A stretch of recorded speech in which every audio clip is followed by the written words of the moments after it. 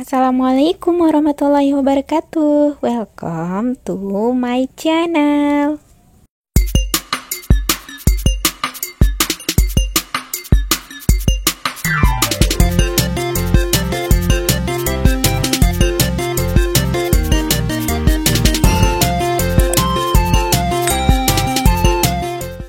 Apa kabar sahabat? Semoga kalian sehat selalu dan semangat untuk belajar.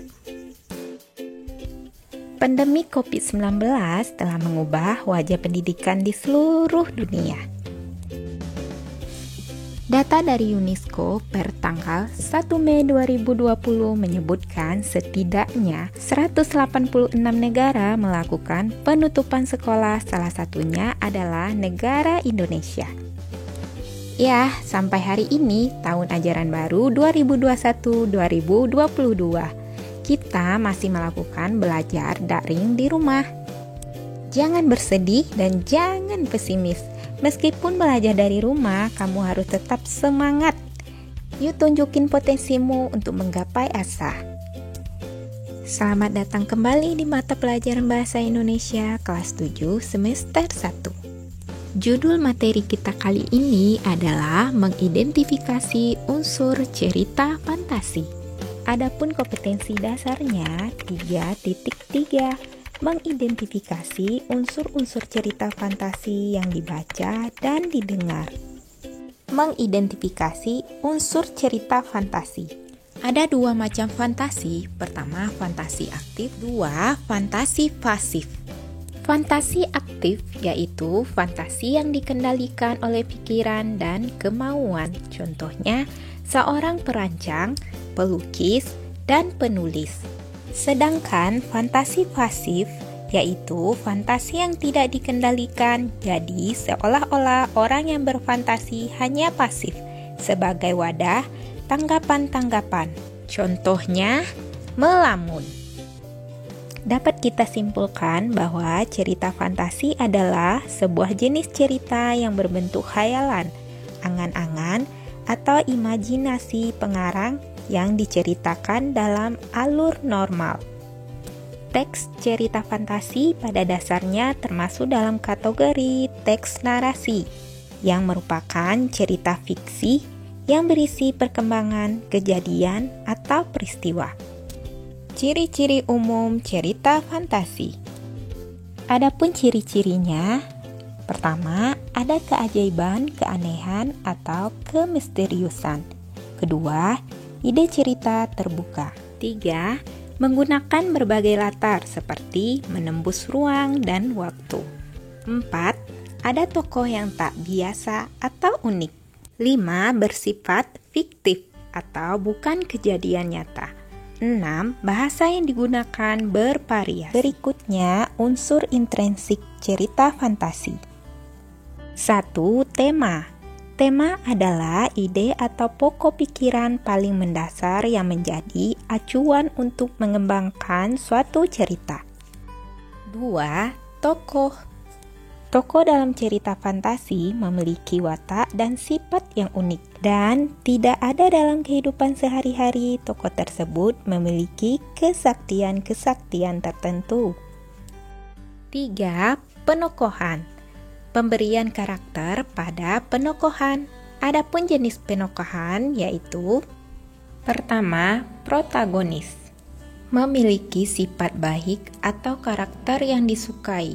2. Antagonis, memiliki watak jahat atau karakter yang tidak disukai. 3. Tirtagonis, tokoh pembantu atau penengah baik untuk protagonis dan antagonis. 4. Alur. Jalan cerita yang berupa rangkaian peristiwa yang tersusun dan saling berkaitan satu sama lain. 5. Latar. Tempat, waktu, serta suasana yang menjadi latar belakang sebuah cerita atau peristiwa.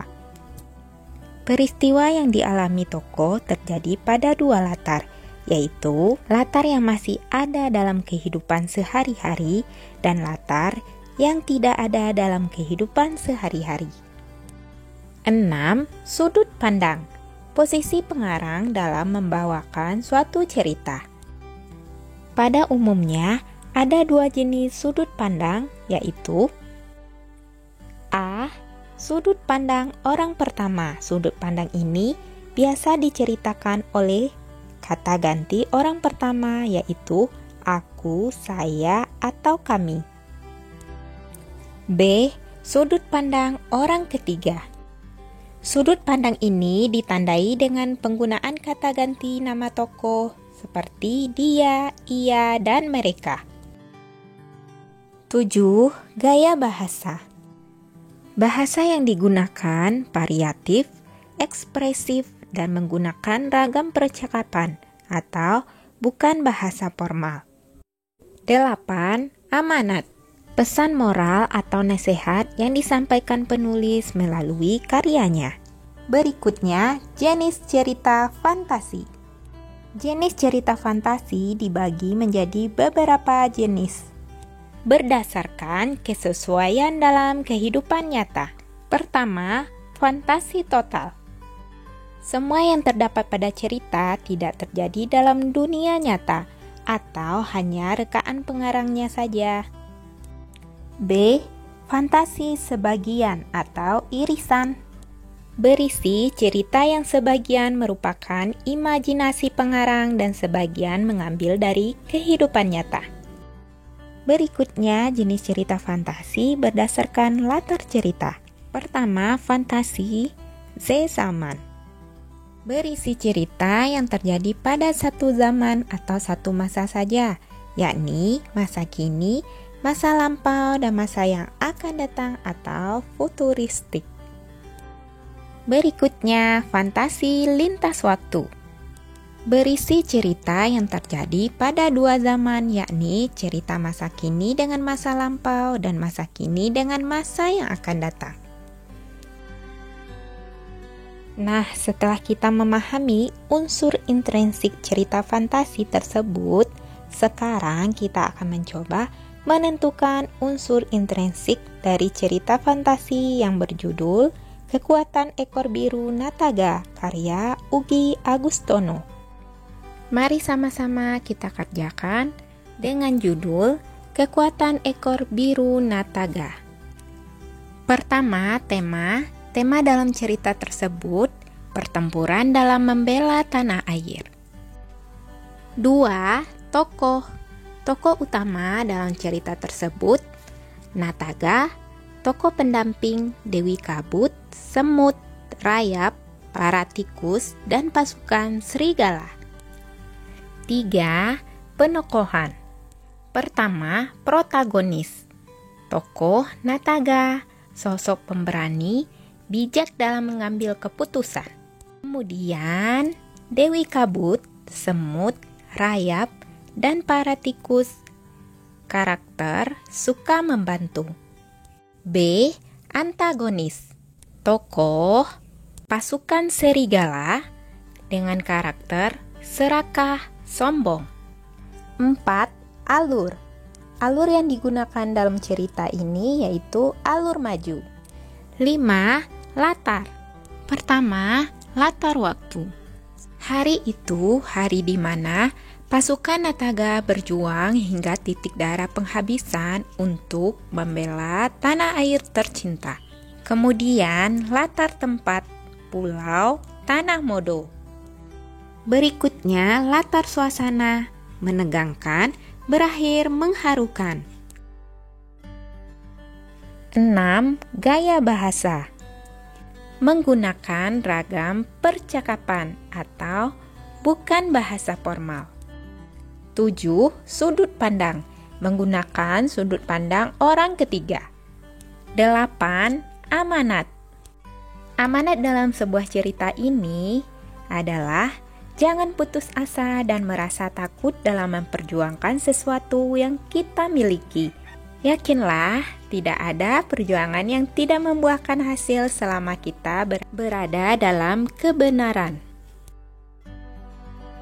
Setelah kalian memahami unsur intrinsik cerita fantasi tersebut, nah sekarang giliran kalian menentukan unsur intrinsik dari cerita fantasi yang berjudul Anak Rembulan. Karya Joko Lelono. Tugasnya sama seperti contoh yang sudah saya paparkan tadi. Kalian cari tema, tokoh, penokohan, alur, latar, gaya bahasa, sudut pandang, dan amanat pada cerita tersebut. Semoga video pembelajaran ini bermanfaat buat teman-teman semuanya. Selamat mengerjakan tugas. Ayo semangat kerjakan tugasnya dengan benar ya. Terima kasih udah menonton video kami. Jangan lupa untuk tetap selalu support channel kami dengan cara like, comment, dan subscribe. Terima kasih. Assalamualaikum.